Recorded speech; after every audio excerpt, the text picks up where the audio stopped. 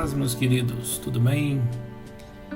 Hoje eu quero contar para vocês algo que aconteceu comigo, uma experiência minha, e que tem a ver com um post que eu fiz outro dia a respeito da paz, aquela paz que excede todo o entendimento, a paz que ultrapassa todo o entendimento.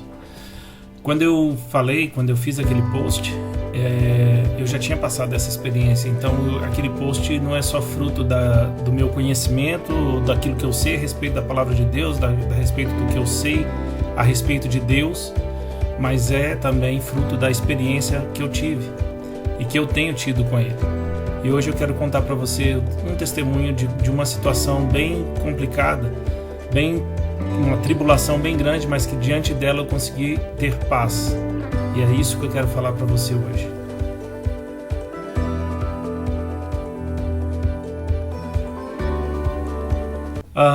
Em 1996, olha aí, o tempo voa. Esse foi o ano que eu saí de Belo Horizonte e vim morar em Almirante Tamandaré, região metropolitana de Curitiba.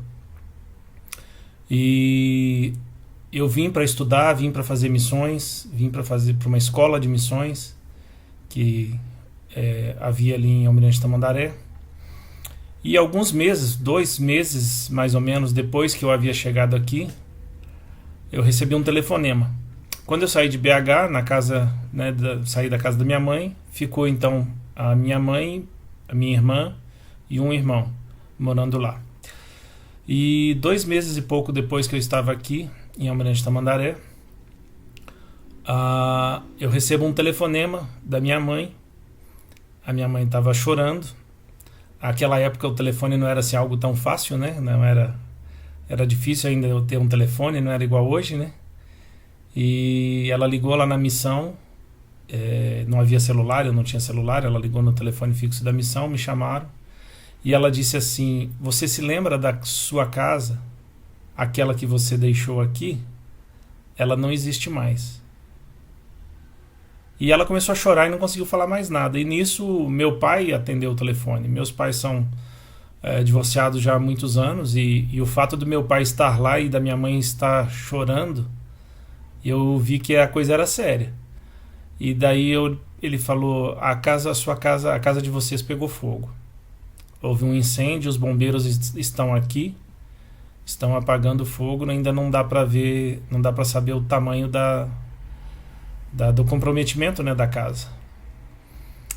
E eu desliguei o telefone naquela hora, impactado com a notícia, fiquei muito triste e fui orar. A minha reação foi, me afastei um pouco, né, do prédio da missão. Tem um campo de futebol lá na missão, eu fui lá para o campo de futebol, sentei na muretinha do campo, e aquele nó na garganta, vontade de chorar. Só que eu fiz uma coisa, eu comecei a louvar o Senhor. Falei: Deus, o Senhor tem todo o controle, o Senhor não perdeu o controle, o Senhor está no controle dessa situação, o Senhor tem o controle nas mãos. Eu não sei o porquê e nem sei o para quê dessa situação, mas o Senhor sabe. E quando eu comecei a orar e louvar o Senhor, a paz que eu senti no meu coração foi algo extraordinário. Extraordinário. Era algo palpável, eu podia tocar naquela paz, eu podia sentir aquilo muito presente na minha vida. E eu falei: Deus, eu não tenho dinheiro, eu não tenho como ir para Belo Horizonte, mas eu acho que eu deveria ir para Belo Horizonte nessa hora, mesmo estando aqui em período de aula, né, na missão. Então, se for essa a tua vontade, que o Senhor abra as portas, mas para que tudo aconteça, né? E me ocorreu de ir até o diretor da missão e falar com ele o que tinha acontecido. E ele prontamente me deu o dinheiro para passagem, para eu ir para Belo Horizonte. Dinheiro só de ida. Naquela época eram R$50, ou 50, a moeda daquela época, eu acho que era real já. E eu lembro que a passagem para Belo Horizonte custava algo em torno de R$47, R$48. E a passagem de ônibus de Almirante Tamandaré para o centro de Curitiba era, acho que 75 centavos, uma coisa assim. E eu então peguei uma mochila, coloquei uma muda de roupa e fui para o ponto de ônibus, para esperar o ônibus para o centro de Curitiba. E quando eu estava no ponto, chegaram algumas moças, algumas missionárias chegaram, com algumas guloseimas, algumas pacotes de bolacha, algumas coisas assim, e me deram para eu colocar na minha mochila. E eu nem sei como elas ficaram sabendo, se foi o diretor da base que falou, se o senhor falou com elas. Eu não lembro se eu mesmo comentei em algum momento nesse ínterim, né? Eu sei que elas chegaram ali no ponto do ônibus, me entregaram aquelas coisas, eu entrei no ônibus, e daí quando eu fui passar na roleta, na catraca, né? Eu só tinha aquela nota de R$ 50, mas a passagem era 75 centavos. Eu olhei pro cobrador e falei assim, você tem troco? E mostrei a nota para ele, ele falou assim, não, mas pode passar e senta aí. Você vai descer aonde? Eu falei, vou descer só lá no ponto final, no centro. Aí ele falou, até lá a gente vê o que faz. E nisso tinha uma senhora, que eu não conheço, não sei quem era. Nunca mais vi também depois.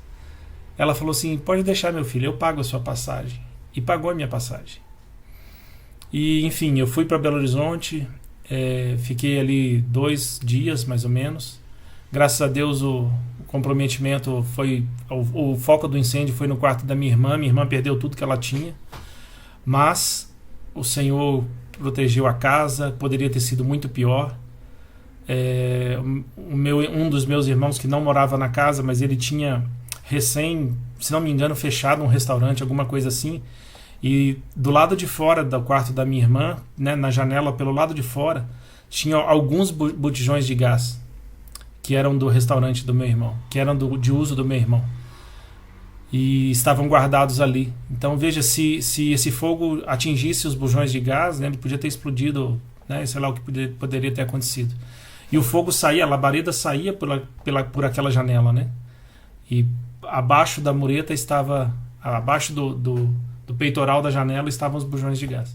Bom, para você que não me conhece, meu nome é Rosali, sou irmã do Cristiano. E eu fui a primeira pessoa a chegar em casa quando ela estava pegando fogo, né?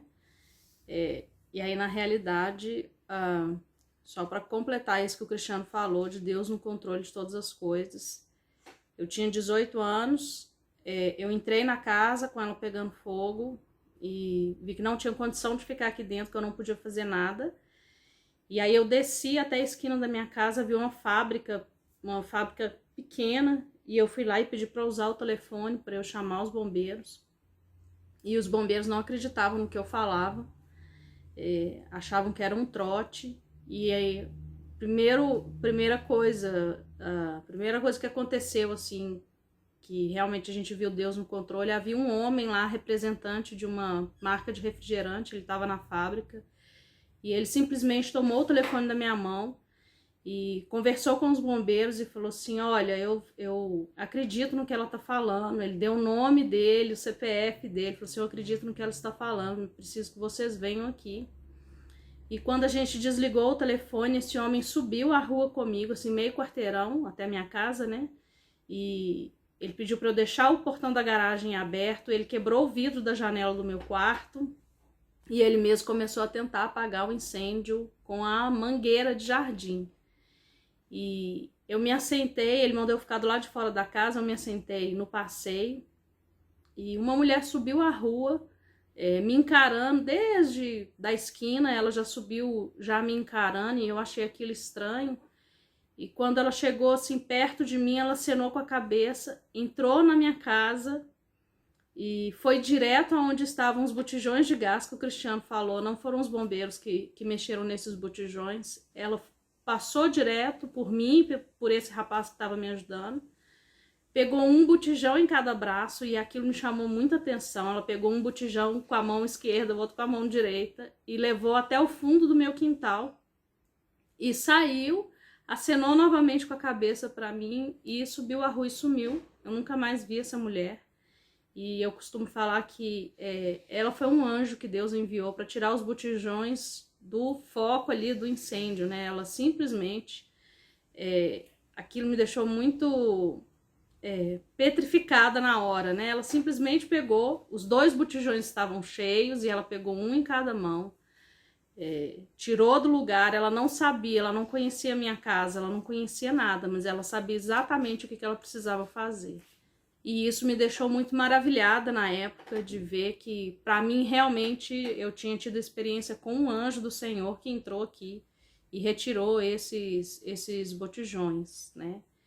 E outro detalhe importante, como o Cristiano falou, o incêndio foi no meu quarto, eu perdi tudo, e em cima da minha cama haviam 1.200 fichas de decisão. Nós havíamos feito um grande evangelismo durante um carnaval fora de época que acontecia aqui em Belo Horizonte, que chamava Carnabelô.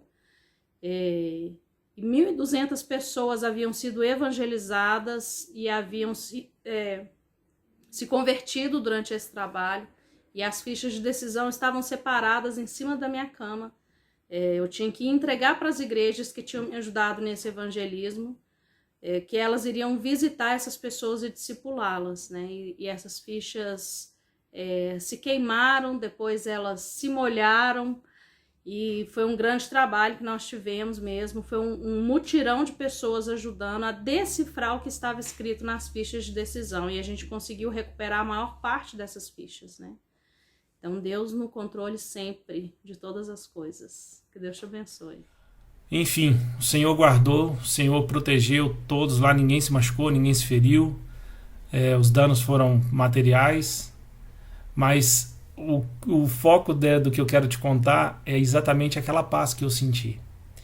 Deus estava no controle da situação, tanto ele estava no controle que ele providenciou até alguém para pagar minha passagem no ônibus metropolitano, a minha passagem para Belo Horizonte, a minha passagem de volta, porque eu fui para Belo Horizonte só com a passagem de ida, eu não tinha passagem de volta, mas o Senhor estava no controle. E sabe, queridos, Deus sempre está no controle. Deus sempre está no controle. Ele nunca perde o controle, ele nunca perderá o controle. Ele nunca perdeu o controle. Ele tem o controle nas mãos. Ele tem o controle de toda a situação na mão. Ele sabe cada momento, ele sabe cada dor, cada tribulação que nós passamos, mas ele tem poder e ele é soberano, ele tem todo o poder nas mãos e ele tem todo o controle de tudo. E isso é o que pode gerar paz no seu coração. Quando você tem esse entendimento que ele não perde o controle, apesar das situações à sua volta, apesar de tudo, ele está no controle. Então você pode louvá-lo porque você sabe, você está firme nessa palavra, firme nesse fato de que ele tem nas mãos o controle. Ele não perde o controle. Amém? Vou deixar aqui um link lá do blog para você meditar lá numa meditação, num texto que está lá, que tem a ver com isso que eu estou falando aqui, e que o Senhor te abençoe.